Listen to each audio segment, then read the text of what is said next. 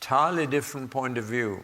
And that's the clue to overlap, even to the four Gospels, which overlap with each other. And there are things that are repeated in at least 3 of the Gospels. And you wonder why. Why couldn't God give us one Gospel to read the story of Jesus in one go? And some people have tried to put the 4 Gospels into one story. It's a very difficult task. It was tried for the first time about 1,000 years ago. And a detective novel writer in my town of Guildford in England, he tried it. And he wrote many detective stories, but one book was called The 4 Gospels in One Story, and he put it together. But it makes a mess. Because we need 4 Gospels to look at Jesus from 4 different angles.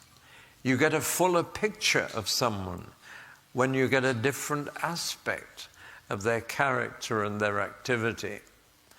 Broadly speaking, Matthew presents Jesus as King of the Jews. Mark presents Jesus as Son of Man. Luke presents Jesus as Savior of the world. And John presents Jesus as Son of God. And that gives you a lovely total picture of Jesus in at least 4 of his functions. But there's more to it than that. Matthew, Mark, and Luke are called the synoptic Gospels because synoptic means sun, together, optic, look.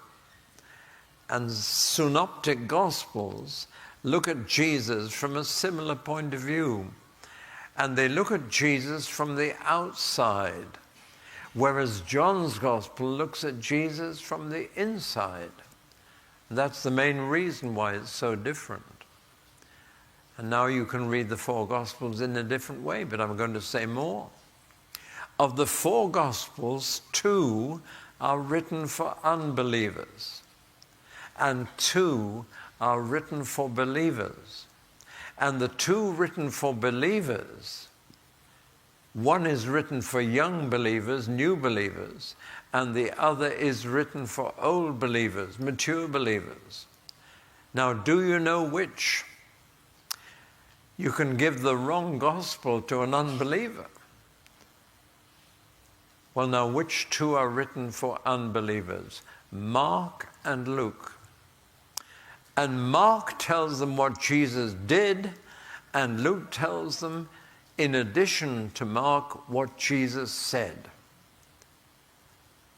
And then finally, John came along and talked about what Jesus was. When a great person dies, interest in them goes through 2 phases, 3 phases.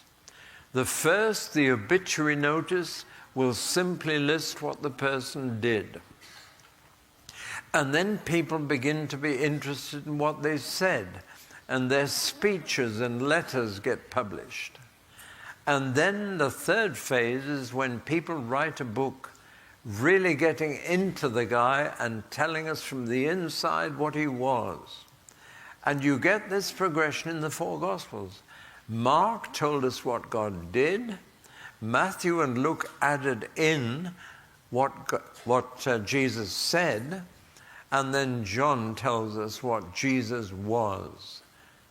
The mature look at Jesus that we have in the Gospel of John was written last.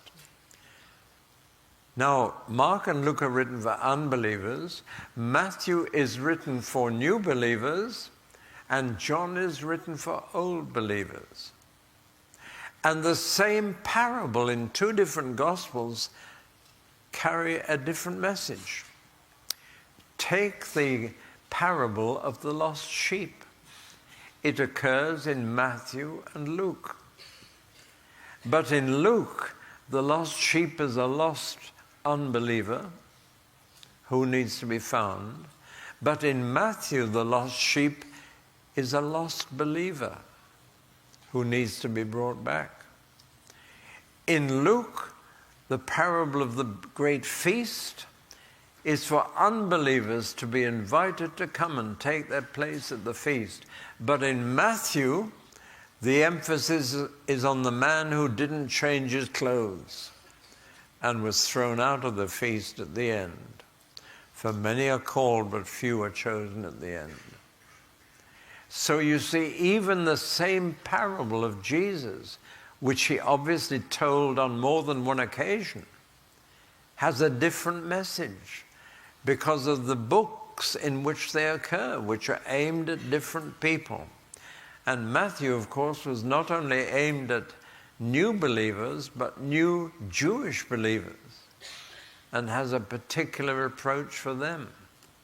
So 4 Gospels, all different, and you will only understand what is in each Gospel when you know who it was written for and why it was written. And then that Gospel will have more meaning for you.